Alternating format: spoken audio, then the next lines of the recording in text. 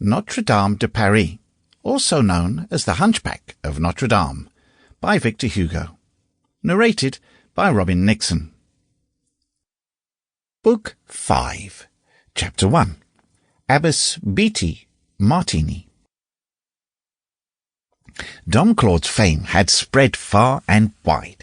It procured for him at about the epoch when he refused to see Madame de Beaujeu a visit which he long remembered. It was in the evening. He had just retired after the office to his canon's cell in the cloister of Notre Dame. This cell, with the exception possibly of some glass phials, relegated to a corner and filled with a decidedly equivocal powder, which strongly resembled the alchemist's powder of projection, presented nothing strange or mysterious. There were, indeed, here and there some inscriptions on the walls, but they were pure sentences of learning and piety extracted from good authors. The Archdeacon had just seated himself by the light of a three-jetted copper lamp before a vast coffer cramped with manuscripts. He had rested his elbow upon the open volume of Honorius Dautin de Predestination et Libero Arbitrio, and he was turning over, in deep meditation, the leaves of a printed folio which he had just brought, the sole product of the press which his cell contained. In the midst of his reverie there came a knock at his door. "Who's there?" cried the learned man, in the gracious tone of a famished dog disturbed over his bone.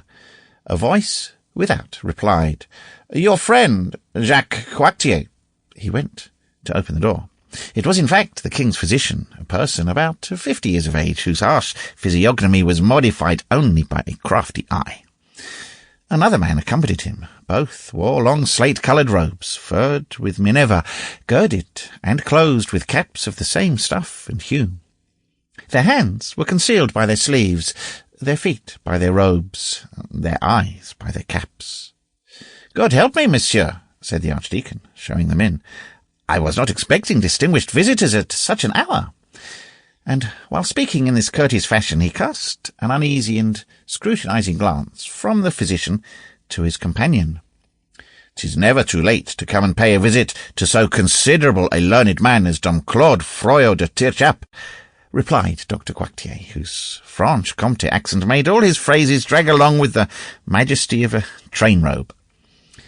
Then there ensued between the physician and the Archdeacon one of those congratulatory prologues which, in accordance with custom, at that epoch preceded all conversations between learned men, and which did not prevent them from detesting each other in the most cordial manner in the world.